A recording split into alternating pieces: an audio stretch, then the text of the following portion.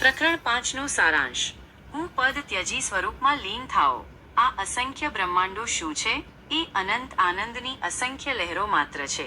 એ તમારાથી અલગ નથી, તમારું જ સ્વરૂપ છે. તમારામાંથી જ ઉદ્ભવેલા છે, એટલે તમારે કશું કરવાનું નથી. બસ તમે તમારું અસ્તિત્વ હું છુંનો ભાવ છોડી દઈને તમારા સાચા સ્વરૂપમાં લીન થઈ જાઓ, ભળી જાઓ. જ્યાં સુધી તમે હુંને અલગ સમજો છો, ત્યાં સુધી દ્વૈત ભાવ બેપણું રહેશે જ, અને આ દ્વૈત ભાવ જ તમારા બંધનનું કારણ બનશે. તમે તો શુદ્ધ ચૈતન્ય છો. તમારા સિવાય બીજી કોઈ વસ્તુ છે જ નહીં. તો પછી તમારે શાનો ત્યાગ કરવાનો છે? જ્યાં સુધી તમે હું છું એવો દેહભાવ રાખશો, એક ઈશ્વર અને બીજો હું, એમ સમજતા રહેશો, ત્યાં સુધી દ્વૈત ભાવ રહેવાનો જ છે. માટે તમે તમારા દેહના સમૂહને તમારા નિજ સ્વરૂપમાં વિલય કરી દો. તમારી ઇન્દ્રિયોનો પ્રત્યાહાર અંતર્ભાવ થવા દો.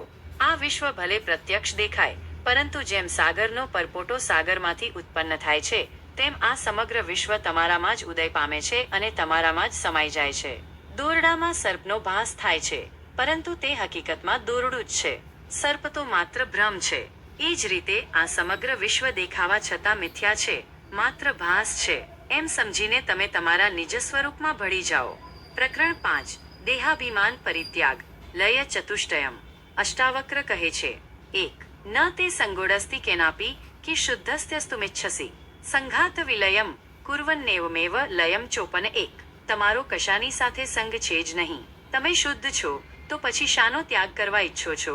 આ રીતે સમજીને આ દેહના સમૂહને તમારા નિજ સ્વરૂપમાં વિલય કરીને તમે ભળી જાઓ. 2. ઉદેતિ ભવતો વિશ્વમ વાર્યુરેવ બુબુદ ઇતિ જ્ઞાત્વકમાં માત્માન મેવમેવ લયમ વ્રજ. 2.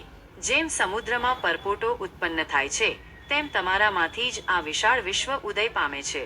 આ પ્રમાણે આત્માને એકમાત્ર જાણીને તમે તમારા નિજ સ્વરૂપમાં ભળી જાઓ. 3. પ્રત્યક્ષમ વસ્તુત્વાહિશ્વમ નાસ્ત્યમલે ત્વયી રજ્જુ સર્પ એ વ્યક્તમેવમેવ લયમ વ્રજ. 3. આ જે દેખાતું વિશ્વ પ્રત્યક્ષ હોવા છતાં પણ મિથ્યા છે. તમે નિર્મળ છો, તેથી તે તમારામાં નથી. દોરડામાં દેખાતા સર્પની જેમ તે માત્ર ભ્રમ છે, એમ જાણીને તમે તમારા નિજ સ્વરૂપમાં ભળી જાઓ. 4. સમદુઃખ સુખપૂર્ણ આશાને રાશ્યયો હ સમઃ સમજીવિત મૃત્યુ સન્નેવમેવ લયમ વ્રજ. 4. તમે પૂર્ણતાને પ્રાપ્ત કરી આશા નિરાશા, સુખ દુઃખ અને જીવન મરણને સમાન ગણીને તમારા નિજ સ્વરૂપમાં ભળી જાઓ.